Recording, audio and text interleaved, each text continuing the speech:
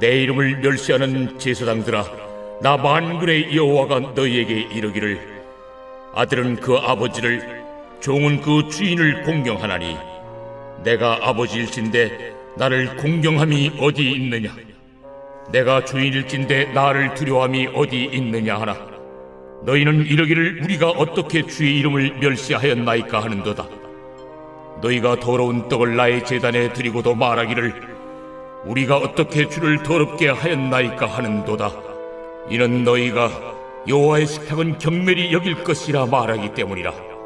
너희가 눈먼 희생제물을 바치는 것이 어찌 악하지 아니하며, 저는 것, 병든 것을 드리는 것이 어찌 악하지 아니하냐? 이제 그것을 너희 총독에게 드려보라. 그가 너를 기뻐하겠으며 너를 받아주겠느냐? 만군의 여호와가 이르노라. 너희는 나 하나님께 은혜를 구하면서 우리를 불쌍히 여기소서 하여보라. 너희가 이같이 행하였으니 내가 너희 중 하나인들 받겠느냐? 만군의 여호와가 이르노라. 너희가 내 제단 위에 헛되이 불사르지 못하게 하기 위하여 너희 중에 성전문을 닫을 자가 있었으면 좋겠도다. 내가 너희를 기뻐하지 아니하며 너희가 손으로 드리는 것을 받지도 아니하리라. 구약의 마지막 책이면서 구약과 신약을 연결하는 말라기는 예언자가 어느 지역 출신이고 누구의 아들인지, 그리고 어느 시대에 활동했는지에 대해서 오바댜와 하박국 선지자의 경우와 마찬가지로 아무런 정보도 제공하지 않고 있습니다. 말라기라는 이름은 내 사자라는 뜻입니다. 3장 1절에 여호와께서 내 사자를 보낼 것이다 라는 예언의 근거로 많은 사람들이요, 많은 학자들이 이 말라기서가 예언자의 실제 이름이 아니라 책 제목에 해당하는 것으로 봅니다. 그래서 이름이 잘 알려져 있지 않은 익명의 예언자가 선포한 메시지를 모아놓은 책을 지칭하는 표현이 시간이 흐르면서 익명의 예언자 자신을 지칭하는 이름으로 굳어졌다고 볼 수 있습니다. 그리고 말라기 예언이 활동했던 시대에 이스라엘 공동체는 하나님이 더 이상 이스라엘을 사랑하지 않으시며 하나님의 공의 역시 찾아볼 길이 없다고 생각했습니다. 그 결과 많은 사람들이 하나님의 계명들을 지키지 않고 무시했으며 하나님의 법을 지키고 가르쳐야 할 제사장들까지도 극도로 타락했습니다. 그들은 하나님을 섬긴다고 했지만 형식에 지나지 않았던 것입니다.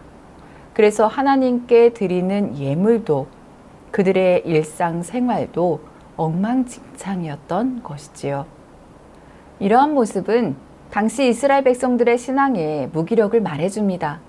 이들에게 이전의 예언자들이 줄기차게 선포해왔던 하나님의 구원은 아무리 기다려도 도무지 이루어질 가능성이 없어 보였고, 페르시아 제국의 지배는 여전히 계속되고 있었기 때문이었습니다.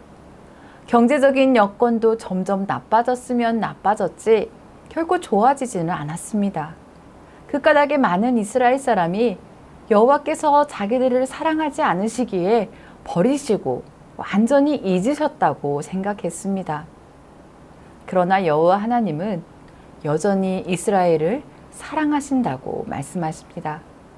그리고 이스라엘 공동체를 바르게 이끌어야 함에도 불구하고 오히려 부패하고 무능하기 짝이 없는 제사장들을 향한 경고의 말씀을 하십니다. 1장 6절에서 14절은 부패한 제사장들에 대한 경고와 책망의 말씀입니다.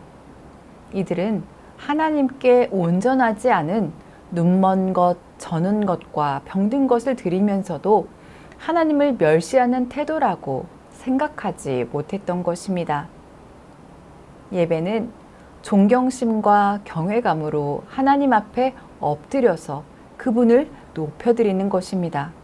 존경심과 경외감은 하나님에 대한 바른 지식을 가질 때 자연스럽게 생깁니다. 거룩하신 하나님은 정결하고 흠이 없는 것만 받으십니다. 그리고 예배를 받으실 때 예배자도 함께 받으십니다.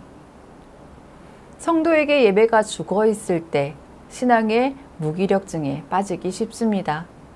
무기력하게 아무런 기대와 감동 없이 드리는 예배가 참된 예배일 수 없습니다.